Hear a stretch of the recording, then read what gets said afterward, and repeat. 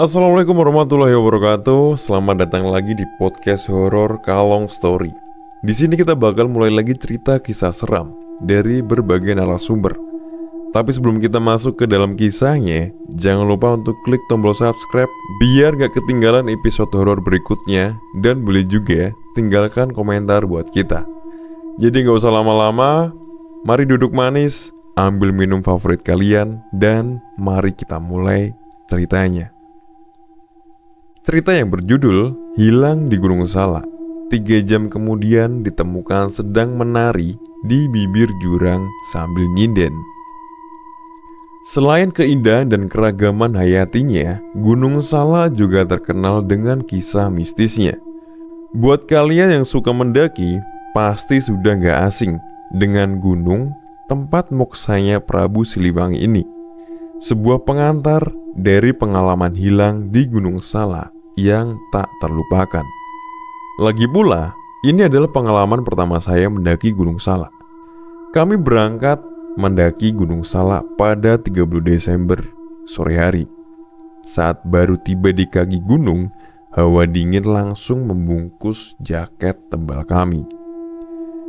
Kami mendaki Gunung Salak dengan santai. Maklum, beberapa dari kami bukan pendaki profesional.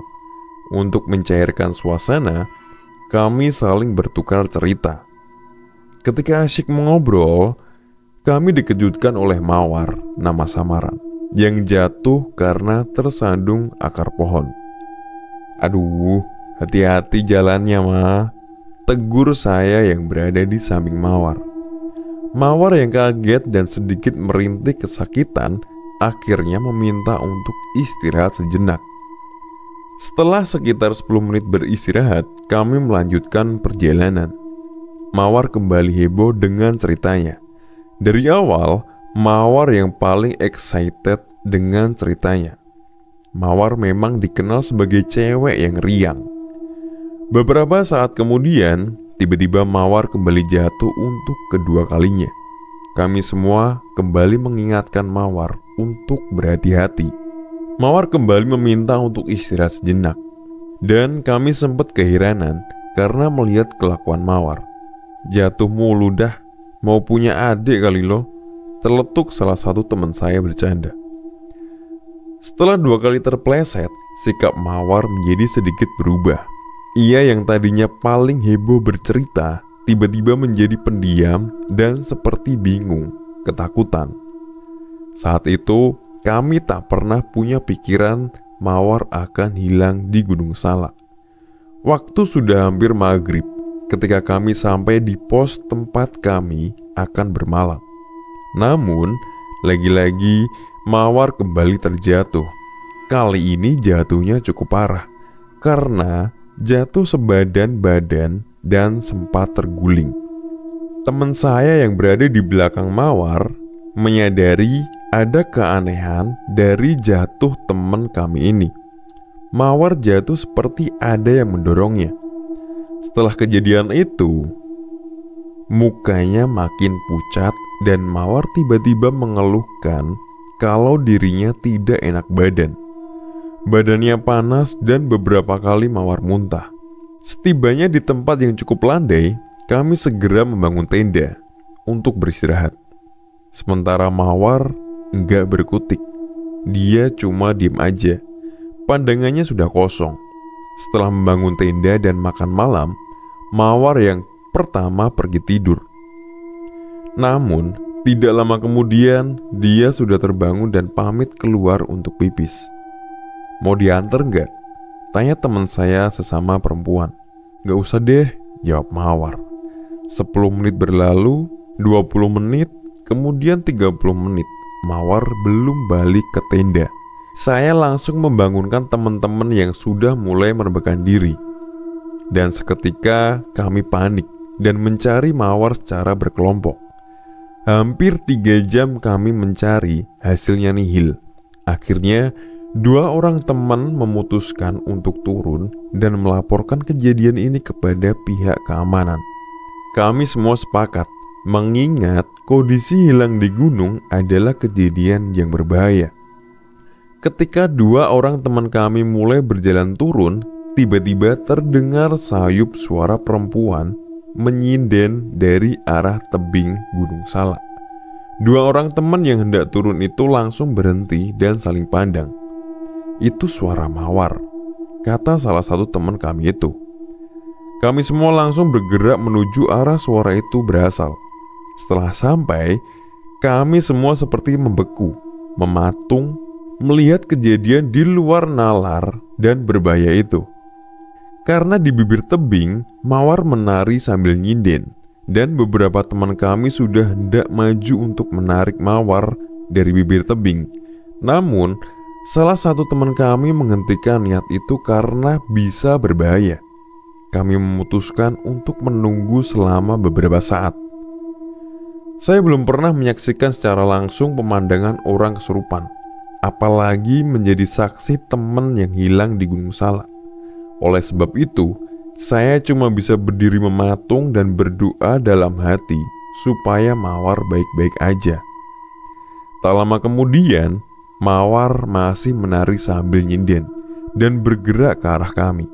Kami mundur beberapa langkah, tapi tetap waspada, siap menarik Mawar jika dia melompat ke tebing.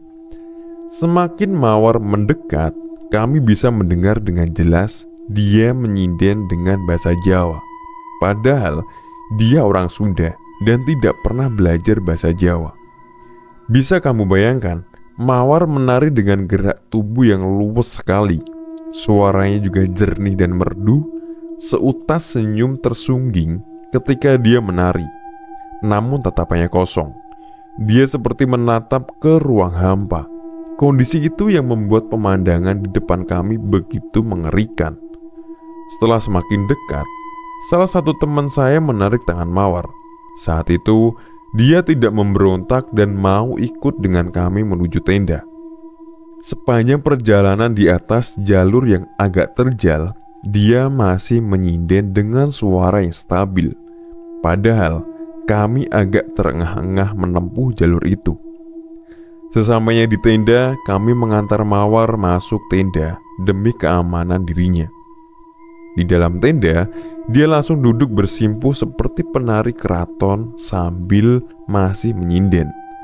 Tatapan yang sebelumnya kosong itu kini sibuk memandangi kami satu persatu. Ngeri.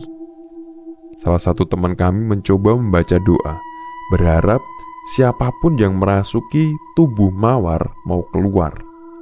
Namun, yang terjadi kemudian adalah klimaks dari pengalaman hilang di Gunung Salak ini.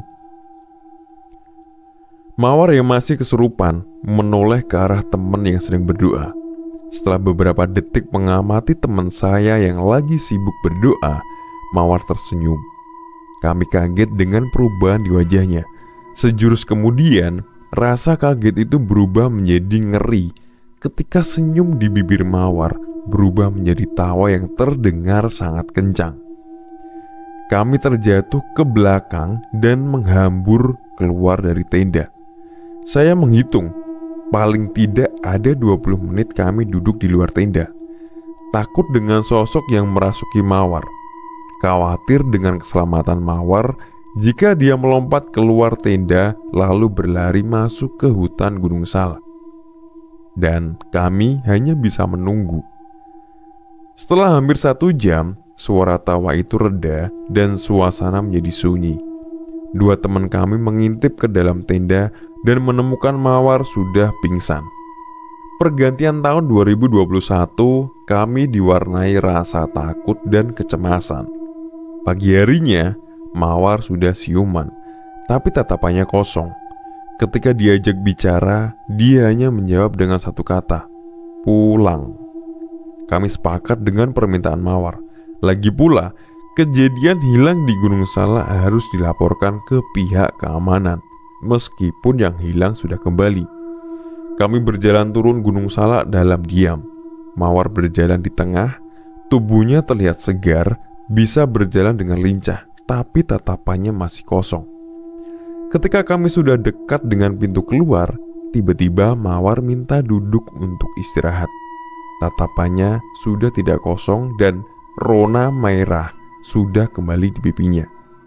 Tapi kini dia terengah-engah. Katanya dia sangat capek. Setelah minum air putih dan beristirahat, Mawar mulai bercerita. Pas kita jalan di kaki Gunung Salak, aku lihat bunga anggrek warna ungu. Cantik banget. Mawar mulai bercerita awal mula dia hilang di Gunung Salak. Aku mau ambil bunga itu, tapi kalau aku bilang sama kalian, aku yakin kalian gak akan kasih izin. Akhirnya aku ambil bunga itu diem-diem. Gak lama setelah itu, tiba-tiba badan terasa berat dan aku juga ngerasa ada yang dorong dari segala arah. Sebenarnya itu yang bikin aku jatuh berkali-kali. Terus saat malam mau pipis, aku lihat ada nenek-nenek lagi mondar-mandir di pinggir jurang. Pas aku tanya ngapain, dia nyengir terus narik badanku. Aku takut banget sampai teriak-teriak minta tolong, tapi suaraku gak keluar. Nenek itu minta bunga anggrek dikembalikan ke tempat asalnya. Dia ngomong pakai bahasa Jawa. Jadi malam itu juga aku turun sendirian buat kembaliin bunga anggreknya. Aku minta pertolongan kalian, tapi kalian gak ada yang bangun buat nolongin. Dan setelah aku balikin bunga itu, tiba-tiba aku udah ada di dalam tenda. Kami mendengarkan cerita Mawar dengan perasaan takjub bercampur ngeri. Tapi ada satu bagian yang janggal. Saya dan teman-teman saya sangat sadar ketika Mawar pamit kencing, kami juga belum benar-benar tidur. Bahkan saya masih tersadar sepenuhnya. Dan terakhir, saya yakin Mawar tidak pernah membangunkan kami untuk menolongnya mengembalikan bunga anggrek. Jadi Mawar masuk ke tenda siapa di Gunung Salak ini? Pertanyaan itu tidak terjawab hingga kini. Termasuk cerita pengalaman hilang di Gunung Salak yang membekas sangat dalam di dalam hati kami. Sekian cerita kali ini. Jika kalian terhibur, jangan lupa klik tombol subscribe, like, komen, dan share. Sekian dari saya. Wassalamualaikum warahmatullahi wabarakatuh.